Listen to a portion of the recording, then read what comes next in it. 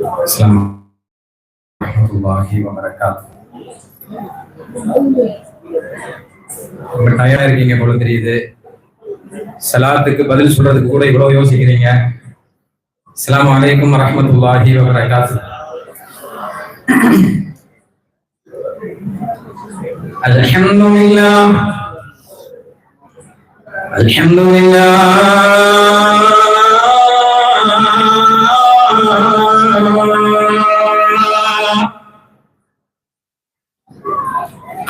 نحمده ونستعينه ونستغفره ونؤمن به ونتوكل عليه ونعوذ بالله من شرور أنفسنا ومن سيئات أعمالنا من يهده الله فلا مضل له ومن يضلله فلا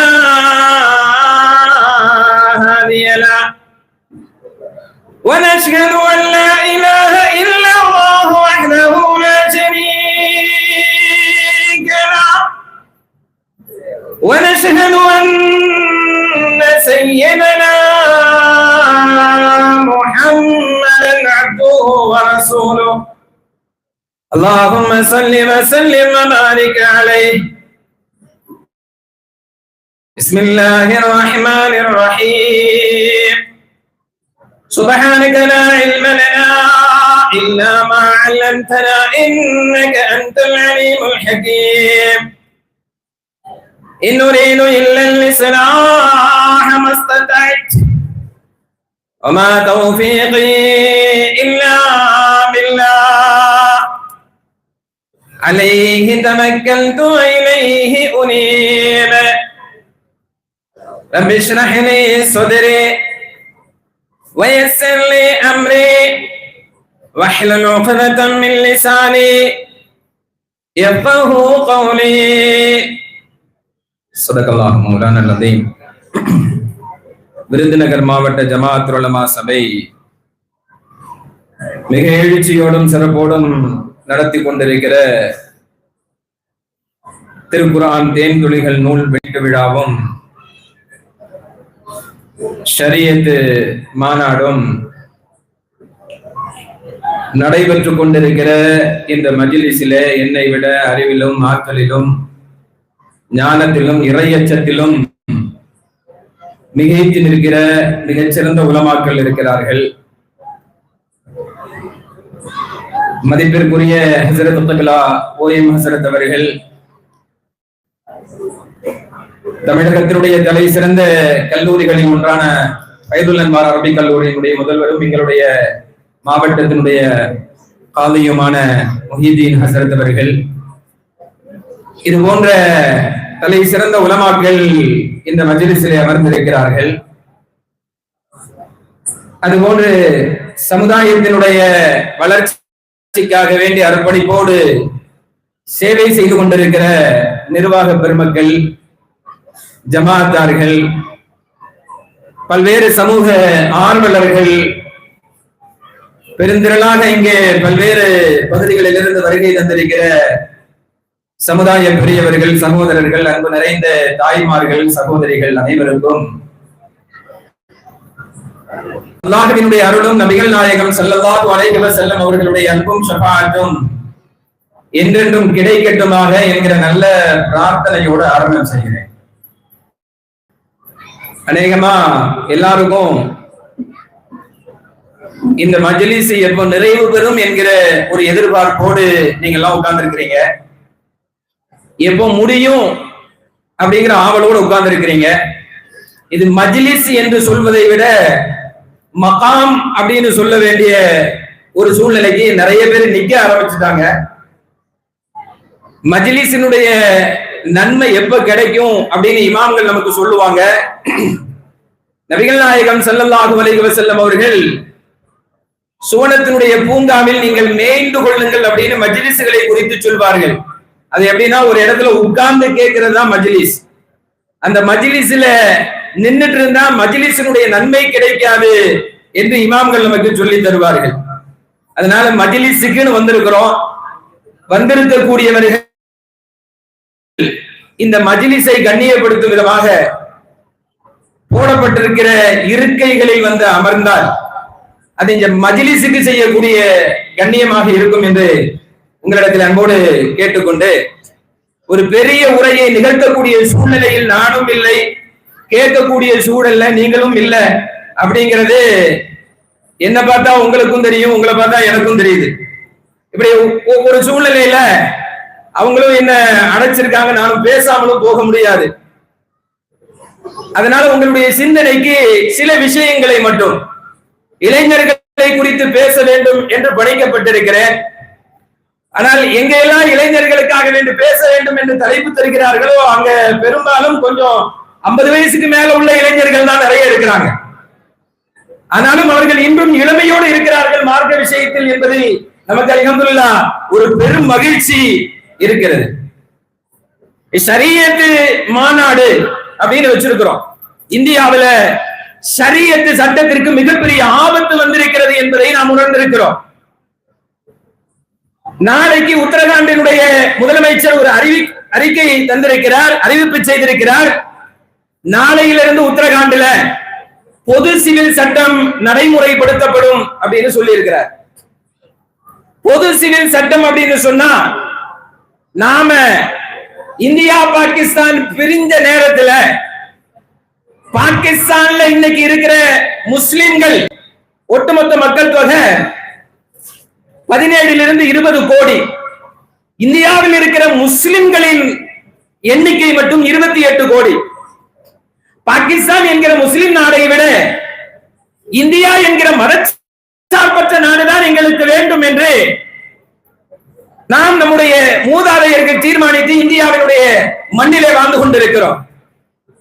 எங்களுக்கு முஸ்லிம் மக்கள் வாழுகிற நாடை விட எங்களுடைய சகோதர சமுதாயத்தவர்களோடு எங்களுடைய மார்க்கத்தை பேணி நடக்கிற உரிமையோடு இந்தியாவில் வாழ்வது, இந்தியாவில் மடிவதுதான் எங்களுடைய நோக்கம் என்கிற தீர்மானத்தோடு வாழ்ந்து கொண்டிருக்கிறோம். ஆனால் இந்தியாவினுடைய மதச்சார்பின்மைக்கும் நாம் சார்ந்திருக்கிற மார்க்கத்தினுடைய ஷரியத்திற்கும் ஒரு பெரிய பேராபத்து வந்து கொண்டிருக்கிறது. இதை எதிர்கொள்ள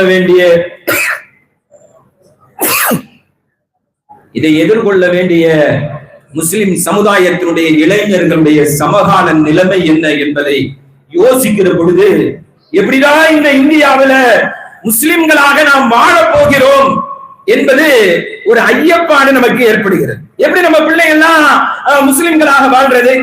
பள்ளிக்கூடத்துக்கு அனுப்பும் போது நம்ம பயப்படுறோம், பிள்ளைங்களாம் போயிட்டு நல்லபடியா படிச்சுட்டு வருவானா அப்படிங்கிற ஒரு அச்சம். பெண் பிள்ளைகளை அனுப்புறதுக்கு இன்னும் பயம், கல்லூரிகளுக்கு அனுப்புறதுக்கு இன்னும் பயம். ஏனென்றால் கால சூழ்நிலை அப்படி இருக்கு அப்படிங்கிறதுனால நாம எல்லாம் யோசிக்கிறோம். நம்முடைய எல்லா வீட்டு பிள்ளைகளும் நல்ல பிள்ளைகள் தான். முதல்ல ஒரு பாசிட்டிவ் திங்கிங் நமக்கு வேணும். எதிர்மறை எண்ணத்தை தவிர்த்து நேர்மறை எண்ணமாக, இன்ஷா அல்லாஹ் என் வீட்டு பிள்ளை நல்ல பிள்ளை, அவனால் எதிர்கால இந்தியாவில் இருக்கிற அனைத்து சூழ்ச்சிகளையும் முறியடித்து இந்த மண்ணில் அவனும் வாழ்ந்து இந்த மார்க்கத்தையும் வாழ வைக்கிற ஆற்றலும் சக்தியும் அல்லாஹ் என்னுடைய பிள்ளைக்கு கொடுப்பான் என்கிற நம்பிக்கை நமக்கு வேண்டும். அந்த நம்பிக்கை தான் நம்முடைய பிள்ளைகளுடைய உள்ளத்தில் விதைக்கப்பட வேண்டும். அவனை எதிர்மறை சிந்தனையில பேசி விமர்சித்து அவனை ஒதுக்கிடக்கூடாது. கேரளாவில் சமீபத்தில் சிவில் சர்வீஸ் எக்ஸாமினுடைய ரிசல்ட் வந்துச்சு. ரிசல்ட் வந்த உடனே ஒரு பொண்ணு ஐஏஎஸ்ல பாஸ் ஆகிருச்சு. பாஸ் ஆன அந்த ரிசல்ட் கேட்ட உடனே மீடியாக்கள் ஃபுல்லா அந்த பெண்ணினுடைய வீட்டை சுற்றி நிற்கிறது. ஐஏஎஸ் ஆயிருச்சு. இந்தியாவினுடைய உயர் பதவிகளில் மிக முக்கியமானது அது. அதனால மீடியா ஃபுல்லா அவரை வந்து பேசுறதுக்காக, பேட்டி எடுக்கிறதாக வீட்டை சுத்தி நிக்கிறாங்க. அந்த பொண்ணு வேகமாக ஓடுகிறது. வீட்டை விட்டு இறங்கி தெருவுக்கு வந்து ரோட்ல ஓடுது. மீடியா ஃபுல்லா பின்னாலேயே துரத்திட்டு போறான். நல்ல ட்ரெஸ் போட்டுட்டு தான், மறைச்சிட்டு தான் ஓடுது. நேர எங்க போகுது அப்படின்னு பார்த்தா, அங்க சந்தையில மார்க்கெட்ல ஒரு ஆளு இந்த மாதிரி டீ கேன்ல சைக்கிள்ல வச்சு டீ வித்துட்டு இருக்கிறாரு. சந்தையில டீ வித்துட்டு இருக்கிறாரு. நேர அவர் டீ ஊத்தி குடித்துக் கொண்டிருக்கிற அவர்கிட்ட போய் அவரை கட்டி பிடிச்சு தன்னுடைய ஆனந்தத்தை பகிர்ந்து கொள்கிறது. மீடியா கேட்கிறாங்க, யார் இவர்? இவர்தான் என்னுடைய தந்தை. தெரு தெருவாக, மார்க்கெட் மார்க்கெட்டாக, வீடு வீடாக போய் டீயை வித்து என்ன படிக்க வச்சு இன்னைக்கு என்ன IAS ஆக்கி இருக்கிறாரு. நான் மீடியாவுக்கு முன்னால் என்னுடைய பெருமைகளை உலகம் காண்பதற்கு முன்னால் நான் என்னுடைய தந்தையினுடைய ஆசீர்வாதத்தை பெற விரும்புகிறேன் என்று தான் அடைந்திருக்கிற உயர் பதவியின் மகிழ்ச்சியை தன்னுடைய தந்தையினுடைய காலில் சமர்ப்பிக்கிற சமகால பெண்மணிகள் இன்றைக்கு இருக்கத்தான் செய்கிறார்கள். ஒட்டுமொத்தமாக ஜெனரேஷன் எல்லாம் கெட்டு போச்சு அப்படிங்கறதெல்லாம் இல்ல. இன்னைக்கும் மேனர்ஸ்னா என்ன, பிஹேவியர்ஸ்னா என்ன என்கிற நல்ல கேரக்டர் உடைய நல்ல தலைமுறை வளர்ந்து வரத்தான் செய்கிறது. நாம தான் அவங்களுக்கு எடுத்துட்டு இருக்கிறோம், நாம தான் அவங்களுக்கு எடுத்துக்கொண்டு இருக்கிறோம். இன்னொரு முஸ்லிம் பையன், அந்த பையன் ரொம்ப கஷ்டப்பட்டு படிச்சு நல்ல பொசிஷனுக்கு போயிட்டாப்ல. ஃபர்ஸ்ட் மந்த் சேலரி அவருக்கு 30,000 ரூபாய். அது ஒரு கஷ்டப்பட்ட குடும்பம் தான். ஃபர்ஸ்ட் மாச சம்பளம் 30,000 ரூபாய். 30,000 ரூபாய் சம்பளத்தை வாங்கி கொண்டு வந்து அம்மாட்ட கொடுக்கிறாரு, சந்தோஷத்துல கொடுக்கிறாரு. அம்மாட்ட கொடுத்துட்டு சொல்றாரு, அம்மா நீங்க இத வாப்பாட்ட கொடுங்க, நீங்க இத அத்தாட்ட கொடுங்க. அம்மா சொல்லிச்சு, உன் கையால கூட அத்தா சந்தோஷப்படுவாரு. நீ வாங்கின சம்பளம் ஃபர்ஸ்ட் மாசம் சம்பளம் நீ உன் கையால கொடுத்தா அத்தா சந்தோஷப்படுவார்ல, வாப்பா சந்தோஷப்படுவார்ல. அந்த பையன் சொன்னா, இல்ல இல்ல அம்மா நீங்களே கொடுங்க. டேய் நீ கொடுறா, அத்தா சந்தோஷப்படுவார்டா. அந்த அம்மா மறுபடியும் அடித்து சொல்லிச்சு, இல்லம்மா நீங்களே கொடுங்க. இவர் மறுக்கிறார். ரொம்ப நேரம் இந்த ஆர்கியூமெண்ட் நடக்குது. கடைசியில் அந்த அம்மா சொல்லிச்சு, ஏன்டா உன் கையால உங்க அத்தாவுக்கு கொடுக்க மாட்டியா? நம்ம அப்படிதான் கேட்போம், ஏன் உன் கையால உங்க அத்தாவுக்கு கொடுக்க மாட்டியோ? அந்த பையன் சொன்னா, இல்லம்மா நான் சின்ன வயசுல இருந்து பேனாவுக்கு, பென்சிலுக்கு, ஷூவுக்கு, யூனிஃபார்முக்கு, என்னுடைய ஸ்போர்ட்ஸுக்கு எல்லாத்துக்கும் அத்தாட்ட தான் போய் கேட்பேன். அப்பொழுதெல்லாம் அத்தா மனநிறைவோடு எனக்கு தருவார். நான் இது நாள் வரையிலும் என்னுடைய எல்லா தேவைகளுக்கும் வாப்பாட்ட தான் அத்தாட்ட தான் போய் கேட்பேன், அவர் தருவார். இது நாள் வரையிலும் அவர் தருகிற பொழுது அவருடைய கை மேலேயும் என்னுடைய கை வாங்குகிற என்னுடைய கை கீழேயும் இருக்கும். மரணம் வரையிலும் என்னுடைய தகப்பனாருடைய கை மேலேதான் இருக்க வேண்டும். நான் கொடுக்கிற நேரத்துல என் கை மேலையும் எங்க வாப்பாவினுடைய கை கீழையும் வந்துடக்கூடாது. அதை பார்க்க நான் விரும்பலாமா? அதனால் இந்த சம்பளத்தை நீங்கள் தான் கொடுக்க வேண்டும் என்று சொல்லுகிற நல்ல கேரக்டர் உடைய அடுத்த தலைமுறையும் இந்த மண்ணில் வளர்ந்து கொண்டுதான் இருக்கிறது. அதே நேரத்துல நீங்க எல்லாம் ஒரு 2-3 நாளா வாட்ஸ்அப்ல, பேஸ்புக்ல எல்லா செய்தி ஊடகங்களையும் பார்த்திருப்பீங்க. ஒரு பையன், முஸ்லிம் பையன், சுபீதா என்கிற தன்னுடைய தாயார போதைக்கு அடிமையாகி கஞ்சாவுக்காக காசு கேட்கிற நேரத்துல அம்மா கொடுக்கலன்னு பக்கத்து வீட்டுல போய் தேங்காய் உரிக்கிறதுக்கு கத்தி கொடுங்கன்னு வாங்கின அந்த கத்தியாலேயே தன்னுடைய தாயை குத்தி கொன்று விட்டான் என்கிற செய்தியையும் நீங்கள் தமிழ் பத்திரிகையில, மலையாள பத்திரிகையில வந்த செய்தியை நீங்க ஊடகங்கள்ல பார்த்திருப்பீங்க. இப்படி ஒரு சிறந்த ஜெனரேஷன் இருக்கிற ஒரு காலகட்டத்தில் தான் இப்படி மோசமான மக்களும் இருந்து கொண்டிருக்கிறார்கள். எனவே நல்ல தலைமுறையை வார்த்தெடுக்க வேண்டிய பொறுப்பு நமக்கு இருக்கிறது. அடுத்த ஜெனரேஷனை உருவாக்க வேண்டிய பொறுப்பு நமக்கு இருக்கிறது. இந்தியாவிலிருந்து பொது சிவில் சட்டத்தின் மூலம் இஸ்லாமிய ஷரியத்து சட்டத்தை இல்லாமலாக்கி ஷரியத்தை பின்பற்றுகிற தலைமுறை இந்த மண்ணில் இருக்கக்கூடாது, இஸ்லாம் இருக்கக்கூடாது, முஸ்லிம்கள் இருக்கக்கூடாது என்கிற ஒரு பாவரும் சூழ்ச்சியை நோக்கி நகர்த்தப்பட்டுக் கொண்டிருக்கிற இந்த தேசத்தினுடைய அடுத்த தலைமுறை எப்படி வாழ வேண்டும் என்பதை தீர்மானிக்க வேண்டிய தருணம் இது. சும்மா அப்படி எல்லாம் வந்தோம், பேசணும், கூடணும், கலைஞ்சோம், இப்படி எல்லாம் போனா இது கதைக்கு ஆகாது. ஒரு ஷரியத்து மாநாடுல கூட நம்மளால உட்கார்ந்து ஷரியத்தினுடைய விஷயங்களை கேட்பதற்கு கூட நாம் தயார் இல்லைன்னு சொன்னா ஷரியத்தை நிலைநிறுத்துவதற்கு அடுத்த தலைமுறை எப்படி தயாராகும்? என்ன ஒரு தியாகத்துக்கு கூட நம்மளால நம்மளுடைய மனசை கட்டுப்படுத்தி வைக்க முடியல. நம்முடைய மனம் சொல்கிறது அங்க போ இங்க போ, அதை பேசு இதை பேசு. பேசப்படுகிற ஷரியத்தினுடைய மாநாட்டுல, ஷரியத்தினுடைய மஜ்லிஸ்ல கூட முழுமையாக அமர்வதற்கு நம்முடைய மனம் தயாராகவில்லை என்று சொன்னால் இந்த தேசத்தினுடைய அடுத்த தலைமுறை எப்படி ஷரியத்தை பாதுகாக்க போகிறது? அதனால அல்லாஹ்வினுடைய உதவியை பெறக்கூடிய ஒரு ஜெனரேஷன் உருவாக்கியே தீரணும். அல்லாஹ்வுடைய உதவி இல்லாம இந்த தேசத்தில் நம்முடைய தலைமுறை வாழ்வதற்குடைய எந்த சாத்தியக்கூறும் இல்லை. அல்லாஹ்வினுடைய உதவி மட்டும்தான் இந்த தேசத்தில் இந்த மார்க்கத்தை நிலைநிறுத்த வைக்கும். இன்ஷா அல்லாஹ் கியாமத் நாள் வரையிலும் இந்த மார்க்கமும் இஸ்லாமும் முஸ்லிம்களும் இந்த மண்ணில் ஷரியத்தை பின்பற்றி வாழ வேண்டும் என்று சொன்னால் நம்முடைய பிள்ளைகள் அல்லாஹ்வினுடைய உதவியை பெறுகிற பிள்ளைகளாக இருக்கணும். அதுக்கு முதல்ல அல்லாஹ்வினுடைய உதவி நமக்கு கிடைக்கணும்ல. நமக்கு அல்லாஹ்வுடைய உதவி கிடைச்சாதானே நம்முடைய பிள்ளைகளுக்கு அல்லாஹ்வினுடைய உதவி கிடைக்கும். மெய்தி ஹசரத் அவங்க மிக அற்புதமாக ஆசியா அம்மையாருடைய வரலாறுல இருந்து துவங்கினார்கள். ஃபிரௌன் இருக்கான, தனக்கு எதிரான மூசா இந்த மண்ணுல வந்துடவே கூடாதுங்கிறதுக்காக அந்த மண் முழுவதும் எங்கெல்லாம் கர்ப்பம் சுமந்திருக்கிறார்களோ, பெருக்கணண்டா இருக்கிறாங்களோ, அந்த வீட்டுக்கு முன்னால எல்லாம் தன்னுடைய ஆட்களை நிறுத்தி குழந்தை பிறக்கிற அந்த சப்தத்தை கேட்டவுடன் உள்ள போய் பார்ப்பாங்க. அப்பதான் குழந்தை பிறந்து விழுந்திருக்கும், தொப்புள் கூடி கூட அறுக்கப்பட்டிருக்காது. உள்ள போய் பார்த்து ஆம்பளை பிள்ளைனா அங்கேயே வெட்டி கொண்டுருவோம். இதற்காக வேண்டிய கன்சிவான பெருக்கணண்டான வீட்டுக்கு முன்னால காவலாளிகளை நிறுத்தி பல்லாயிரக்கணக்கான குழந்தைகளை கொன்று குவித்து இனிமேல் இந்த மண்ணில் எந்த ஆண்மகனும் பிறக்கவே இல்லை, எனவே மூசா வரவே மாட்டாரு, நம்முடைய ஆட்சிக்கும் அதிகாரத்திற்கும் இந்த இவர்களை அடிமைப்படுத்தி வைத்திருப்பதற்கும் எந்த ஆபத்தும் வராதுன்னு நினைத்து கொண்டிருந்த ஃபிரௌனுக்கு அல்லாஹ் மூசாவை எங்க வச்சு வளர்த்தான் சொல்லுங்க?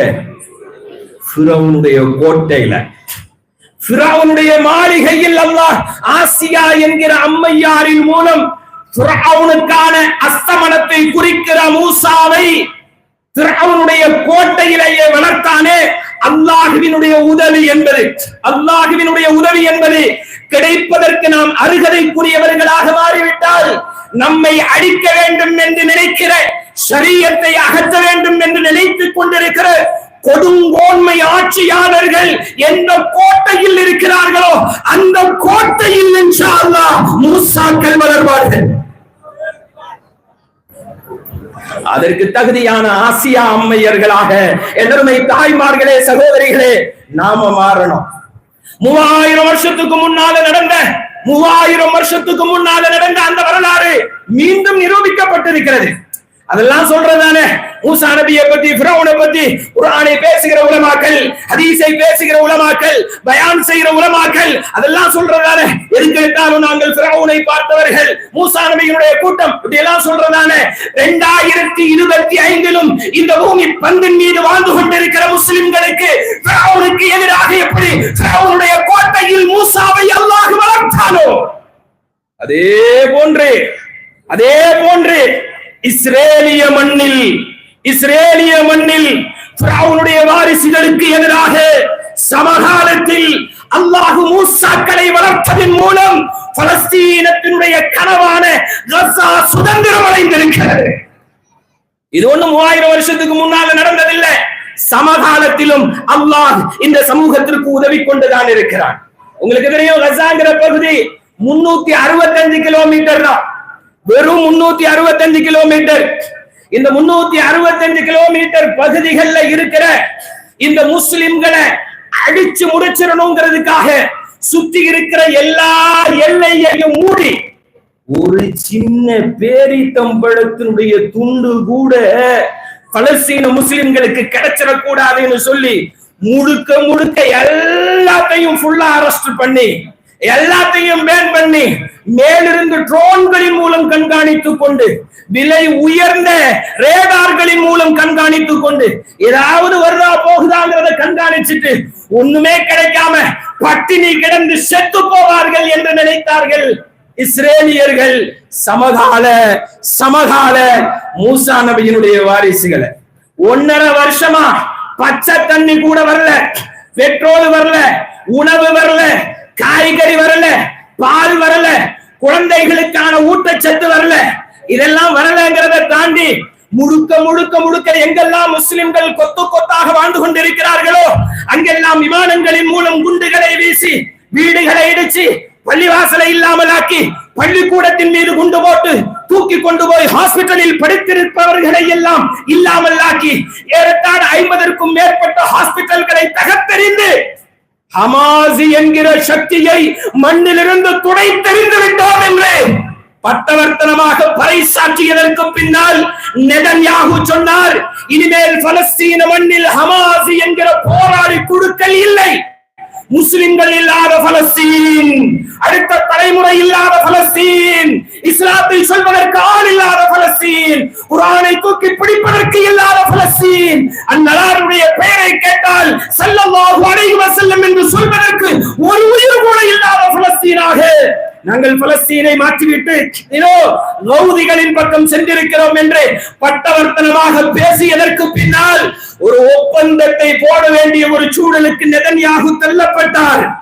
1.5 வருஷமா ஒரு காக்கா குஞ்சு கூட உள்ள போக முடியாம, ஒரு பேரிச்சம்பழத்தினுடைய துண்டு கூட நோம்பு துறப்பதற்கு கூட கிடைக்காமல் இவர்கள் திண்டாடிய செத்து போயிருப்பார்கள் என்று நினைத்த இஸ்ரேலியர்கள் ஒப்பந்தத்திற்கு பின்னால் இந்த ஒப்பந்தத்தில் பேசப்பட்ட கைதிகளை பிடித்து கொண்டு வந்து இஸ்ரேலியர்கள் முஸ்லிம்களிடத்திலே ஒப்படைக்கிற பொழுது அவர்களுடைய முகமெல்லாம் சேதப்படுத்தப்பட்டிருக்கிறது, ரணமாக அவர்களுடைய உடல் எல்லாம் காயங்கள் இருந்தது. அதே நேரத்தில் ஹமாஸ் போராளிகள் இஸ்ரேலிய கைதிகளை கொண்டு வந்து நிறுத்துகிற பொழுது அரண்டு போனது உலகம். இஸ்ரேல் மட்டுமல்ல அரண்டு போனது, இஸ்ரேலுக்கு ஆதரவாக நின்ற அரபு நாடுகள் கூட அரண்டு போனது. இஸ்ரேலுக்கு பக்கபலமாக இருந்த அமெரிக்காவும் பிரான்சும் பிரிட்டனும் அரண்டு போனது. அவர்கள் நினைத்தது என்ன தெரியுமா? பலஸ்தீனில் இனிமேல் அக்ஸாவில் நாங்கள் சுஜூது செய்வோம் என்று சொல்வதற்கு ஒருத்தனும் கிடையாது. ஒரு 10 வருஷத்துக்கு முன்னால நீங்க படிச்சிருப்பீங்க, மீடியாக்கள்ல பார்த்திருப்பீங்க, ஒரு 8 வயசு குழந்தை சொல்லும், சனஸ்ஜுது ஃபீ ஹாதல் மஸ்ஜித் இன்ஷா அல்லாஹ் சனுஹர்ரிரு பலஸ்தீன் அப்படின்னு சொல்லும். நாங்கள் ஒரு நாள் இந்த பள்ளிவாசலில் சுஜூது செய்தே தீர்வோம்.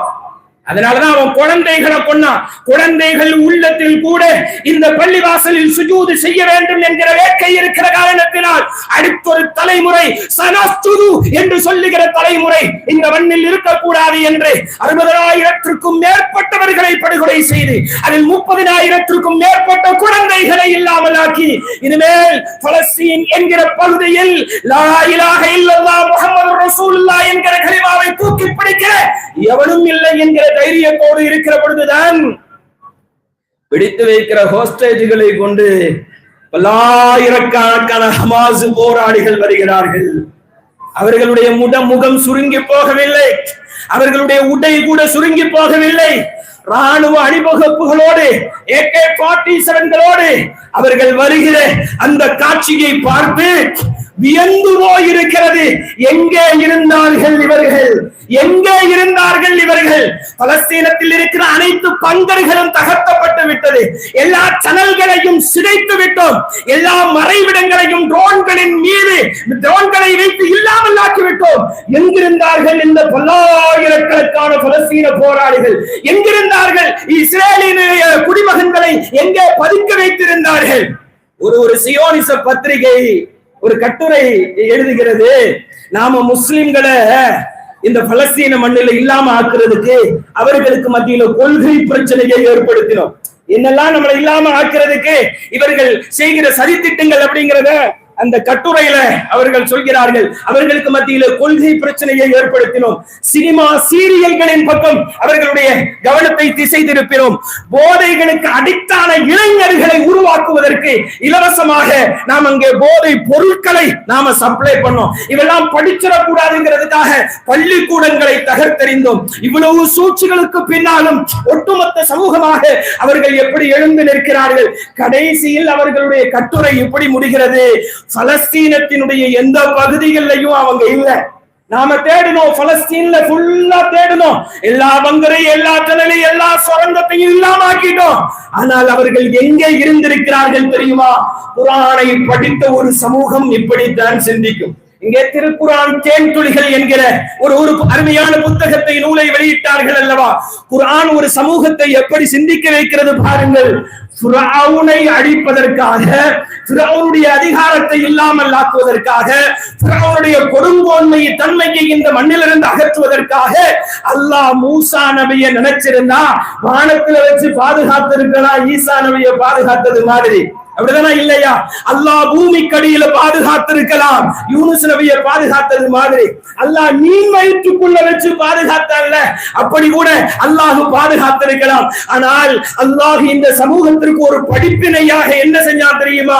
எந்த வீட்டில் ஃபிரௌன் இருக்கிறானோ அதே வீட்டில் தான் மூசா இருந்தார்.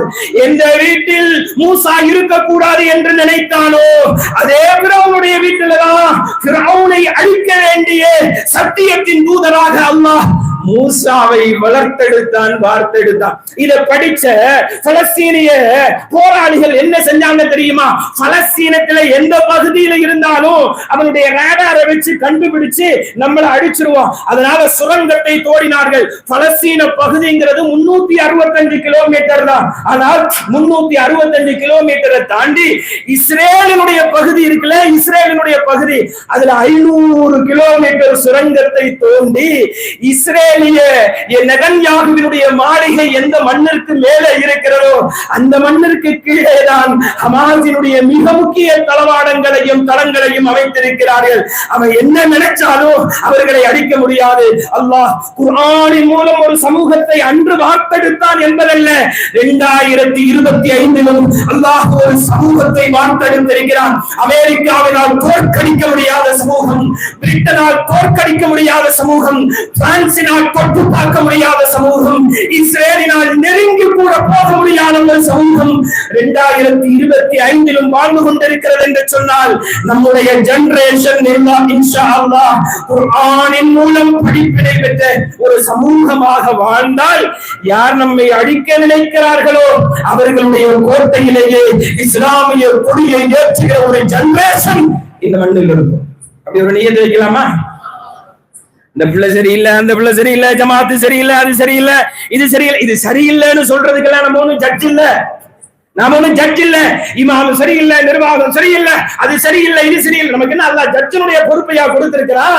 ரசூலுல்லாஹ் அபூ ஜஹல் சரியில்லை, அபூ லஹப் சரியில்லை, உத்பா சரியில்லை, இப்படி சொல்லிக்கிட்டாரு. நாங்க இல்ல இல்ல, யாராக இருந்தாலும் நீயும் வா சொர்க்கத்துக்கு, நீயும் வா சொர்க்கத்துக்கு, முயற்சி செய்து கொண்டே இருக்க வேண்டும். அல்லாஹ் ஒரு ரிசல்ட்டை தருவான், தருவான் இன்ஷா அல்லாஹ். நீங்க ஒரு நியத்து வைக்கணும், என் பிள்ளைகள் படிப்பது அவன் சம்பாதிக்கிறதுக்கு இல்ல, இந்த தேசத்திற்காக படிக்கணும் இன்ஷா அல்லாஹ். அப்படி நியத்து வைக்கலாமா? என் பிள்ளை சம்பாதிக்கிறது அவனுக்காக இல்ல, இந்த தேசத்திற்காக சம்பாதிக்க வேண்டும். இந்த பாசிசத்தினுடைய சூழ்ச்சியாளர்கள் இப்போ ஒரு மிகப்பெரிய பொருளாதார நெருக்கடியை முஸ்லிம்களின் மீது சுமத்துகிறார்கள். நீங்க பாத்தீங்கன்னு சொன்னா அல்லாஹ்வினுடைய திருநாமங்கள்ல 99 திருநாமம் இருக்குல்ல, இந்த 99 திருநாமங்கள்ல உலகம் முழுவதும் ஜுவல்லரி ஷாப் கேரளாவினுடைய ஒரு இரையச்சம் மிகுந்த ஒரு குரூப் தொடங்குச்சு. நிறைய உலமாக்கள் தான் அதனுடைய அம்பாசிடர்கள். கேரளாவில் இருக்கக்கூடிய பெரிய உலமாக்கள் ஹலால் சேவிங்ஸ் என்கிற அடிப்படையில ஒரு மிகப்பெரிய கார்ப்பரேட் நிறுவனத்தை நம்ம உருவாக்கி அதன் மூலமாக கல்வி ஸ்தாபனங்களை ஷரியத்தை பாதுகாக்கக்கூடியவர்களை உருவாக்கணும் என்கிற நோக்கில் அதை துவங்கினார்கள். ஒட்டுமொத்தமாக இஸ்லாமிய சமூகம் பினான்சியலாக வலுப்பெறுவதை விரும்பாத இந்த பாசிச அரசு அதை அப்படியே ரைட் என்கிற பேர்ல அந்த ஸ்தாபனத்தையே இல்லாம ஆக்கிடுச்சு. இப்படிப்பட்ட சூழ்ச்சிகளை எல்லாம் கடந்து வருகிற ஒரு ஜெனரேஷனை இன்ஷா அல்லாஹ் உருவாக்கும். நியத்து வைக்கலாமா? என்ன இன்ஷா அல்லாஹ் காணும். நபிகள் நாயகம் ஸல்லல்லாஹு அலைஹி வஸல்லம், இந்த வரலாறோட முடிச்சுக்கிறேன், ஷரியத்தை சார்ந்த ஒரு செய்தியை சொல்லணும்ல. சரியா 9:30க்கு இன்ஷா அல்லாஹ் முடியும். ஸல்லல்லாஹு அலைஹி வஸல்லம் மக்காவில இருந்து மதீனாவுக்கு வந்துட்டாங்க. வந்த உடனே ரசூலினுடைய செய்திகளை எல்லாம் கேட்டிருந்த மதீனத்து சஹாபிகள் ஒவ்வொருத்தரா போய் பார்க்கறாங்க.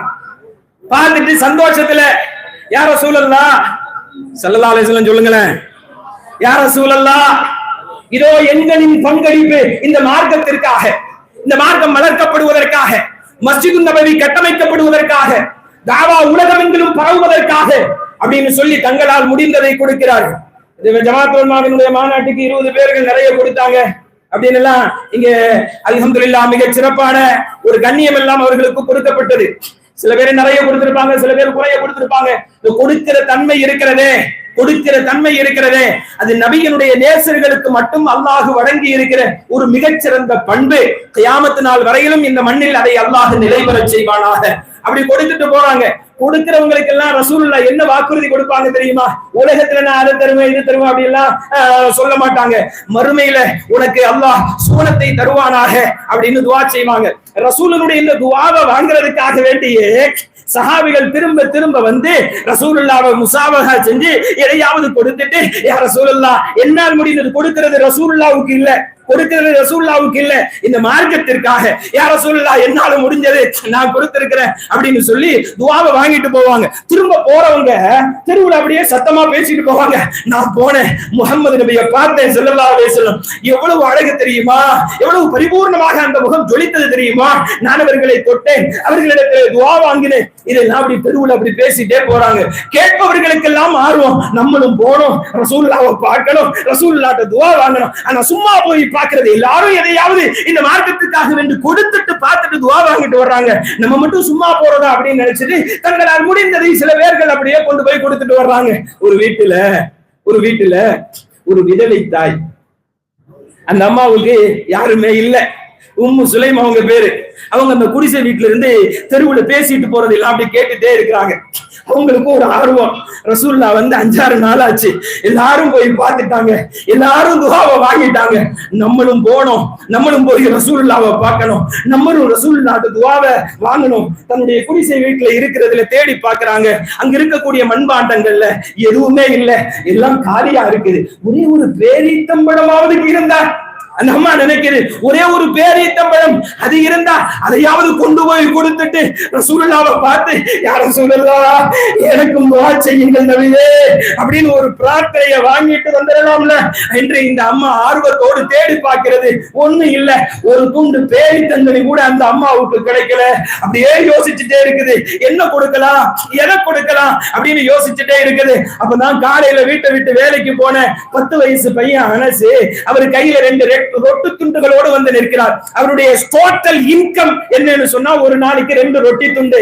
அதை வந்த உடனே 2ஆக பங்கு வச்சு பாதிய அம்மாவும் பாதிய மகனும் நைட்ல சாப்பிடுவாங்க.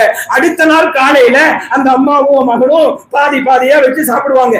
2 ரொட்டி துண்டு தான் அவர்களுடைய வாழ்வாதாரம். அந்த பையன் ரொட்டி துண்டோட வந்து நிற்கிறாரு. அந்த பையனை பார்த்த உடனே இந்த அம்மாவுக்கு அப்படியே மின்னல் வெட்டுது, முகம் மலருது.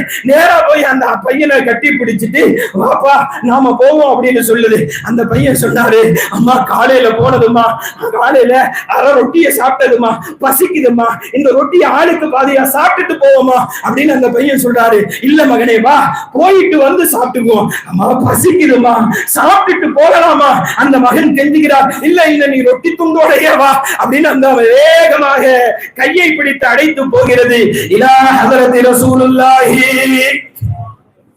ஸல்லல்லாஹு அலைஹி வஸல்லம் அவங்கள்ட்ட போய், அஸ்ஸலாமு அலைக்க யா ரசூலல்லாஹ், அல்லாஹ்வினுடைய ரசூலே, உங்களின் மீது சாந்தி உண்டாகட்டும் நபியே, எங்களுடைய மறுமையினுடைய வாழ்க்கைக்காக நீங்கள் மற்ற மக்காவில் பட்ட துன்பத்தை, துயரத்தை, கஷ்டத்தை எல்லாம் கேள்விப்பட்டோம் நபியே. நீங்க பட்டினி கிடந்தீங்களா, உங்களை கொல்ல வந்தாங்களா, உங்களை அடிச்சாங்களா, ஊரை விட்டு 3 வருஷம் விலக்கி வச்சாங்களா, எங்களுக்கெல்லாம் ஹிதாயத்து கிடைக்கணுங்கிறதுக்காக வேண்டி நீங்கள் பட்ட துன்பங்களை கேள்விப்பட்டு எங்களால் கண்ணீர் வடிப்பதை தவிர வேற எந்த வழியும் இல்லை நபியே. யா ரசூலல்லாஹ், நீங்கள் இப்பொழுது எங்களுடைய மண்ணிற்கு வந்திருக்கிறீர்கள் நபியே, உங்களை வரவேற்பதற்கு என்னிடத்தில் ஒன்றும் இல்லை யா ரசூலல்லாஹ். எல்லோரும் வந்து சில பேர்கள் குதிரைகளை தருகிறார்கள், ஒட்டகத்தை தருகிறார்கள், தீனார்களை தருகிறார்கள், தங்க காசுகளை தருகிறார்கள், வெள்ளி காசுகளை தருகிறார்கள். யா ரசூலல்லாஹ், என்னிடத்தில் தருவதற்கு ஒன்றும் இல்லை நபியே. எனக்கு தகப்பன் இல்லை யா ரசூலல்லாஹ், எனக்கு சகோதரன் இல்லை யா ரசூலல்லாஹ், எனக்கு அண்ணன் தம்பி இல்லை யா ரசூலல்லாஹ், என்னிடத்தில் தருவதற்கு ஒட்டக கூட்டமோ ஆட்டு மந்தைகளோ இல்லை நபியே. என்னிடத்தில் தருவதற்கு ஒரு துண்டு பேரீத்தம்பழம் கூட இல்லை யா ரசூலல்லாஹ். அல்லாஹ்வுடைய ரசூலே, உங்களை பார்க்க வேண்டும், உங்களிடத்தில் துஆ வாங்க வேண்டும் என்கிற ஆர்வத்தோடு வந்திருக்கிறேன் யா ரசூலல்லாஹ். இந்த விதவையான பெண்மணிக்கு தருவதற்கு ஒன்றும் இல்லை நபியே. மஅன்னி ஹரியா சிவா அல்லாஹ்வினுடைய தூதரே, உங்களுக்கு தருவதற்கு உங்களுடைய பொன்னான உதடுகளால் எனக்கும் சுவர்க்கம் கிடைக்கும் என்கிற சுப செய்தியை வாங்குவதற்கு தருவதற்கு ஒரு அன்பளிப்பும் என்னிடத்தில் இல்லை நபியே. இதோ இந்த 10 வயது பாலகனை தவிர, என் பிள்ளையை தவிர, இந்த 10 வயசு பையனை தவிர என்கிட்ட தருவதற்கு வேறு எதுவும் இல்லை யா ரசூலல்லாஹ். இதோ என்னுடைய பிள்ளையை அன்பளிப்பாக தருகிறேன். அந்த பையன் முழிக்கிறாரு, கையில ரொட்டி துண்டு இருக்கு, பசியோடு இருக்கிறார், தாயும் பசியோடு இருக்கிறார். ரொட்டி துண்டை சாப்பிட்டு வரலாம்னு சொன்னா அதை கூட கேட்காம இந்த அம்மா கூட்டி கொண்டு வந்து இந்த மகனையே அன்பளிப்பாக தருகிறேன் என்று சொல்கிறாரு. அந்த பையனுக்கு ஒண்ணுமே புரியல. நபிகள் நாயகம் ஸல்லல்லாஹு அலைஹி வஸல்லம் அவர்கள் அந்த 10 வயது பாலகனை அணைத்துக் கொண்டார்கள். அந்த அம்மா சொல்லிச்சு, யா ரசூலல்லாஹ், என் பிள்ளைக்கு துஆ செய்யுங்க நபியே, என் பிள்ளைக்கு துஆ செய்யுங்க நபியே. நபிகள் நாயகம் ஸல்லல்லாஹு அலைஹி வஸல்லம் அவர்கள் துஆ செய்தார்கள். அல்லாஹ்வே இந்த பாலகனுக்கு பிழை பொறுப்பாயாக, இவருடைய ஆயுளை அதிகப்படுத்துவாயாக, இவருக்கு விசாலமான ரிஸ்கை கொடுப்பாயாக. நபிகள் நாயகம் ஸல்லல்லாஹு அலைஹி வஸல்லம் அவர்கள் அன்றைக்கு செய்த துஆ. அனஸ் இப்னு மாலிக் ரலியல்லாஹு தஆலா அன்ஹு அவர்கள் 90 பேரும் பேத்திகளை பார்த்துவிட்டு தான் மரணித்தார்கள். சஹாபிகளிலேயே கடைசியாக மரணித்த சஹாபி அவர்கள் தான். இந்த 90 பேரும் பேத்திகளுக்கும் விசாலமான ரிஸ்கை அல்லாஹ் கொடுத்திருந்தான். அனஸ் அவர்கள் சொன்னார்கள் ரலியல்லாஹு தஆலா அன்ஹு, ரசூலுல்லாஹ் செஞ்ச 2 துஆவையும் உலகத்திலேயே நான் பார்த்துட்டேன். எனக்கு நம்பிக்கை இருக்கிறது, நாளை மறுமையில் பாவமற்றவனாக அல்லாஹ்வை சந்திப்பேன். ஏனென்றால் அந்த துஆவும் ரசூல் எனக்கு செய்திருக்கிறார்கள். அன்பு தாய்மார்களே, இந்திய திருநாட்டில் இஸ்லாத்தை நிலைநிறுத்த வேண்டும் என்று சொன்னால் ரசூலினுடைய துஆவிற்கு உரிய பிள்ளைகளாக இன்ஷா அல்லாஹ் நம்முடைய பிள்ளைகள் இருக்க வேண்டும். நீங்கள் நிய்யத் வையுங்கள். அனஸ் எப்படி 10 வயதில் ரசூலிடத்திலே ஒப்படைக்கப்பட்டாரோ, நீங்க நிய்யத் வையுங்க. உங்க பிள்ளை 5 வயசோ 10 வயசோ 15 வயசோ 20 வயசோ, நான் அல்லாஹ்வுக்காக, அல்லாஹ்வுடைய ரசூலுக்காக, அல்லாஹ்வுடைய மார்க்கத்திற்காக, இந்த மண்ணில் தீனுல் இஸ்லாம் ஷரியத்தை நிலைநிறுத்துவதற்காக என் பிள்ளையை நான் அல்லாஹ்வுக்கு ஒப்படைக்கிறேன். நிய்யத் வையுங்கள். நம்முடைய பிள்ளைகளின் மூலம் இந்த ஷரியத்தை பாதுகாப்பது வகான ஹக்கன் அலைனா நஸ்ருல் முஃமினீன், மூமின்களுக்கு உதவி செய்வது நமக்கு விதியாக்கப்பட்டது என்று அல்லாஹ் சொல்கிறான். அல்லாஹ்வினுடைய உதவி பெற்ற ஒரு சமூகம் இந்த மண்ணில் வாழும் கியாமத் நாள் வரையிலும் ஷரியத் இந்த மண்ணில் உயர்ந்து நிற்கும். கியாமத் நாள் வரையிலும் இந்த மண்ணில் முஸ்லிம்கள் கண்ணியத்தோடு, இஸ்ஸத்தோடு, உரிமைகளோடு இஸ்லாமிய ஷரியத்தை பேணி வாழ்வார்கள். அப்படிப்பட்ட உதவியை எல்லாம் வல்ல அல்லாஹ் நமக்கும் நம்முடைய சந்ததிகளுக்கும் தந்தருள் புரிவானாக என்கிற நல்ல பிரார்த்தனையோடு முடிந்து கொள்கிறேன். அல்ஹம்துலில்லாஹி ரப்பில்